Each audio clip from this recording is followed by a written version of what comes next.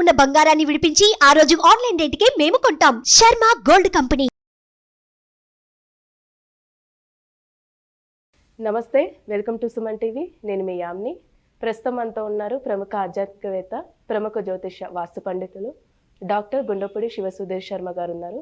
గురుగారితో మాట్లాడి మనకున్న సందేహాలను అడిగి తెలుసుకుందాం. నమస్కారం గురుగారు. శ్రీమాత్రే నమః. శ్రీ గురుభ్యో నమః. గురుగారు, ఈ నెల మనకి జ్యేష్ఠ అమావాస్య రాబోతుంది. అసలు ప్రాముఖ్యత ఏంటండి? ఎలాంటి పరిహారం చేసుకుంటే మంచిది ఆ రోజు? జ్యేష్ఠ బహుళ అమావాస్య. మనం అంతకుముందు కూడా జ్యేష్ఠ పౌర్ణమి గురించి మాట్లాడుకున్నాం. లక్ష్మీదేవి అనుగ్రహం కలగాలి అంటే చాలా మంచిది అని. జ్యేష్ఠాదేవి అంటే లక్ష్మీదేవి యొక్క సహోదరి. అంతేకాకుండా శనీశ్వరుడు భార్య పేరు కూడా జ్యేష్ఠాదేవి. ప్రతి ఒక్కరూ బాధపడేటువంటిది ఏంటి అంటే ఆర్థికపరమైనటువంటి ఇబ్బందులతో ఎక్కువ మంది బాధపడుతూ ఉంటారు కదా. అలక్ష్మి అంటేనే జ్యేష్ఠాదేవి. అలక్ష్మి అంటే దారిద్ర్యము అని అర్థం. ఆవిడ బయటికి వెళ్ళిపోవాలన్నా, లక్ష్మీదేవి మన ఇంట్లో ఉండాలన్నా, జ్యేష్ఠ బహుళ అమావాస్య అందులో శుక్రవారం కలిసి వచ్చింది. వారం కూడా విశేషమైన వారం. ఇంకోటి ఏంటంటే, మనం కొన్ని వీడియోలో అంతమంది కూడా చెప్పుకున్నాం, ఐశ్వర్య ప్రదాత ఎవరు అంటే ఈశ్వరుడు. ఐశ్వర్యకారకుడే ఈశ్వరుడు అని చెప్తున్నాం. ఆ రోజున నక్షత్రం కూడా ఆరుద్ర నక్షత్రం, అంటే శివుని జన్మ నక్షత్రం. శివుడు జన్మ నక్షత్రం ద్వారా మనకు ఐశ్వర్యాన్ని ఇస్తున్నాడు. అమావాస్య అంటే శక్తి దేవతలకు ఇష్టమైనటువంటి తిథి. అలాగే వారం వచ్చేసరికి లక్ష్మీదేవికి ప్రీతికరమైనటువంటి వారం. మనకుండేటువంటి సకల దరిద్రాలన్నీ కూడాను పటాపంచలైపోయి అష్టలక్ష్ముల అనుగ్రహం, మహాలక్ష్మి మన గృహంలో స్థిర నివాసం ఉండడానికి మనందరి అదృష్టవశాత్తు ఈ తిథి, వార, నక్షత్రం మనకి కలిసి వచ్చినాయని చెప్పుకోవాలి. అలాంటి రోజులు, అంత పరమ పవిత్రమైనటువంటి రోజు, అంత శక్తివంతమైనటువంటి రోజు అంటే ఆ రోజుల్లో ఏం చేస్తే బాగుంటుంది అనేటువంటిది చాలామందికి ఉండేటువంటి అనుమానం. ఇంట్లో శుభ్రత లేకపోతే లక్ష్మీదేవి ఎక్కడా ఉండదు. అపరిశుభ్రత ఎక్కడ ఉంటుందో అలక్ష్మి అక్కడ నివాసం ఉంటుంది. పరిశుభ్రత ఎక్కడ ఉంటుందో ఆ మహాలక్ష్మీదేవి అక్కడ నివాసం ఉంటుంది.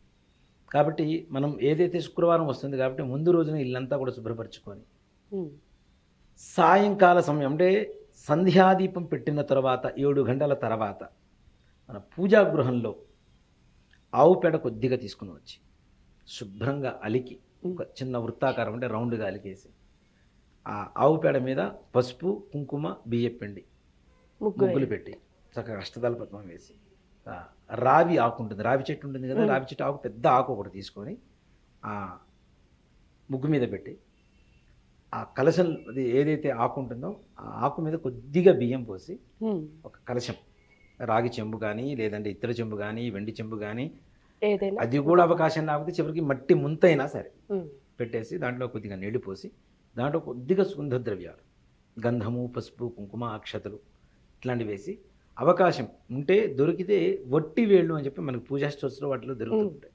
వట్టి వేళ్ళు కూడా కొద్దిగా దాంట్లో వేసి దాంట్లో మామిడాకులు పెట్టి ఒక కొబ్బరికాయ పెట్టి మంచి బ్లౌజ్ పీస్, అది కూడా ఎలా ఉండాలి అంటే మనం పూజ చేసిన తర్వాత బ్లౌజ్ పీస్ మనం కుట్టించుకునే వాళ్ళ లాగా ఉండాలి. ఇంట్లో ఆడవాళ్ళు ఎవరైతే ఉంటారో మంచిగా కుట్టించుకొని వేసుకునేలాగా మంచి బ్లౌజ్ పీస్ ఒకటి తీసుకొని మంచిగా ఫోల్డ్ చేసి ఇట్లా అమ్మవారిని కలిసి ఆవాహనం చేసుకొని లక్ష్మీ అమ్మవారిని అష్టోత్తర పూజ. అష్టోత్తరం అంటే మనం ప్రకృతికి నమః, వికృతికి నమః, విద్యాయ నమః, సర్వభూత హితప్రదాయ నమో నమః అని చెప్పి నామాలు చెప్పి పూజ చేస్తూ ఉంటాం. అలా కాకుండా ఒక మంత్రం, చిన్న మంత్రం, దీన్ని సంపుటీకరణ అంటాం. సంపుటీకరణ అంటే ఒక శక్తికి ఇంకొక శక్తిని జోడు చేయడాన్ని సంపుటీకరణం అంటారు. ఇలా సంపుటీకరణ చేసినప్పుడు దీన్ని పాశుపతాస్త్రం అంటారు. పాశుపతం అంటే అర్జునుడికి ఈశ్వరుడు ఇచ్చినటువంటి ఒక అస్త్రం, ఒక బాణం.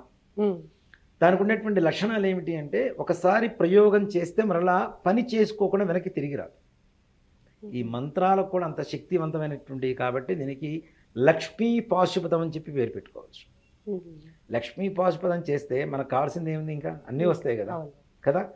అలాంటి మంత్రాన్ని అష్టోత్తరంలో ఉండేటువంటి ప్రతి నామంతో ముందు వెనక లక్ష్మీదేవికి అత్యంత ప్రీతిపాత్రమైనటువంటి పుష్పాలు, చాలామంది కలువ పుష్పాలు, తామర పుష్పాలు పూజ చేస్తుంటారు. కలువ పుష్పాలు అమ్మవారు పుట్టింది కాబట్టి కలువ పుష్పాలు పూజ చేస్తుంటారు.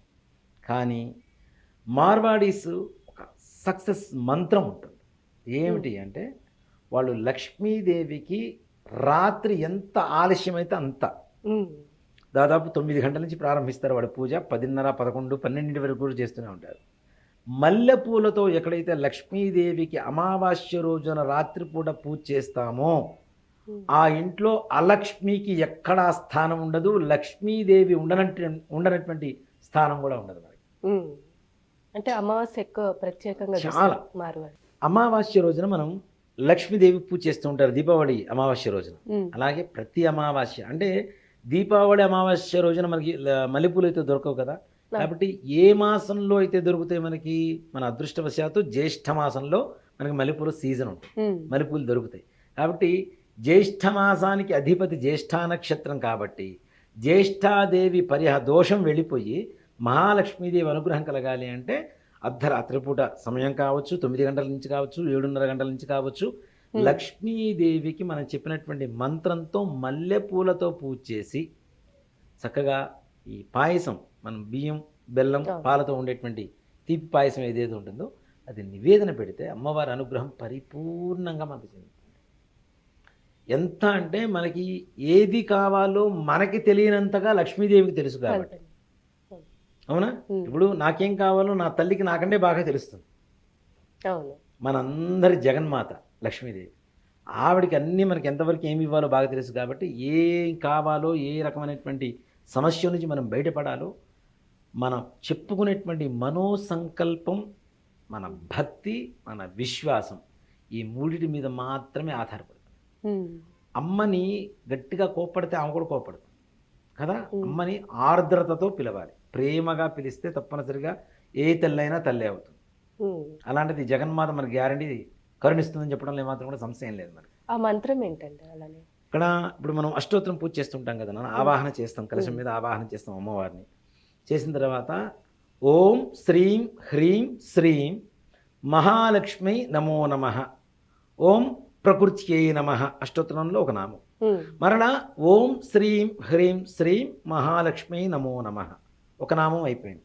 మరలా రెండో నామానికి ముందు మళ్ళీ ఇంకోసారి చెప్పాలి, ఓం శ్రీం హ్రీం శ్రీం మహాలక్ష్మి నమో నమః వికృత్యై నమః, ఓం శ్రీం హ్రీం శ్రీం మహాలక్ష్మి నమో నమః.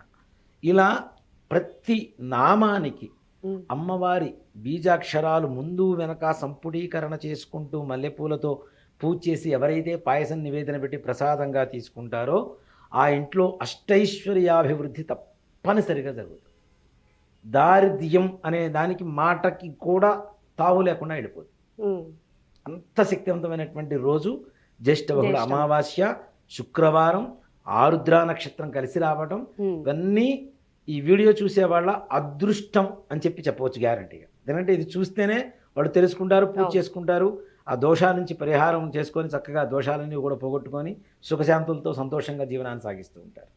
కాబట్టి ఇది ఎవరు కూడా మిస్ అవ్వకండి తప్పనిసరిగా. ఇదేదో కొత్తగా నేనేదో సృష్టించుకొని చెప్తున్నది కాదు.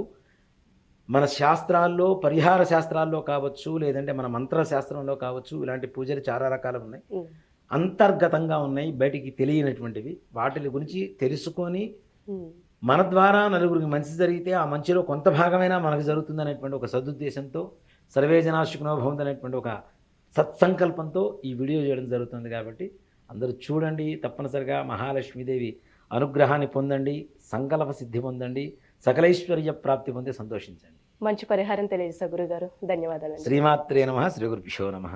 సుమన్ టీవీలో మీ పర్సనల్ అండ్ బిజినెస్ ప్రమోషన్స్ కోసం కింది నెంబర్కి కాంటాక్ట్ చేయండి.